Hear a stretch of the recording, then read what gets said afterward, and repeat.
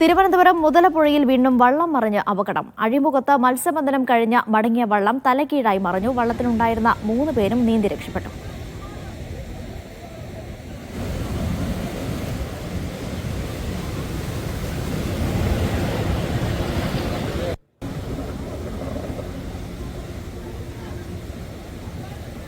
ഷിജോ കുര്യൻ വിവരങ്ങൾ നൽകാനായി ചേരുന്നു. ഷിജോ, വള്ളത്തിലുണ്ടായിരുന്നവർ സുരക്ഷിതരാണ് എന്നുള്ളതാണ് ആശ്വാസകരമായ കാര്യം. ഇവർക്ക് എന്തെങ്കിലും പരിക്കേറ്റിട്ടുണ്ടോ? എങ്ങനെയാണ് ഈ അപകടം ഉണ്ടായത്?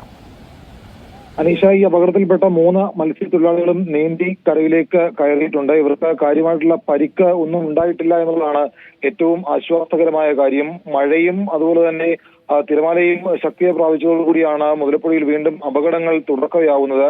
കഴിഞ്ഞ ദിവസങ്ങളിലും സമാനമായ രീതിയിൽ വള്ളങ്ങൾ അപകടത്തിൽപ്പെട്ടിരുന്നു. ഇന്ന് രാവിലെ മത്സ്യബന്ധനം കഴിഞ്ഞ് തിരികെ കരയിലേക്ക് വരുന്നതിനിടയിലാണ് പുഴിമുഖത്ത് വെച്ച് വള്ളം തിരമാലയിൽ ഉയർന്നു തൂങ്ങി തലകീഴായി മറിഞ്ഞത്. ഈ വള്ളത്തിലുണ്ടായിരുന്ന 3 മത്സ്യത്തൊഴിലാളികളും കടലിലേക്ക് വീഴുകയാണ് ചെയ്തത്.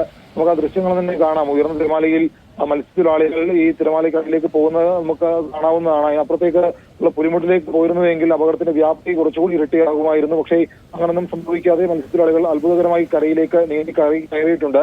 ഇതിനിടയിൽ അപകടത്തിൽപ്പെട്ട മത്സ്യത്തൊഴിലാളികളെ രക്ഷപ്പെടുത്താൻ വേണ്ടി മറ്റൊരു വള്ളത്തിൽ മത്സ്യത്തൊഴിലാളികൾ കടലിലേക്ക് പോയിരുന്നു. അവരുടെ വള്ളവും കടലിൽ മറിയുന്ന ഒരു സ്ഥിതി ഉണ്ടായി. മുതലപ്പുഴയിൽ അപകടങ്ങൾ തുടർക്കഥയാവുകയാണ്. അവിടുന്ന് മണൽ നീക്കുന്ന പ്രവൃത്തികൾ നടക്കുന്നുണ്ടെങ്കിലും കാലാവസ്ഥ പ്രതികൂലമായതിനാൽ മറ്റ് ജോലികൾ നിലവിൽ നിർത്തിവച്ചിരിക്കുകയാണ്. അതിനിടയിലാണ് മത്സ്യത്തൊഴിലാളികൾ അപകടത്തിൽപ്പെടുന്നത് വീണ്ടും തുടർക്കഥയാവുന്നത്.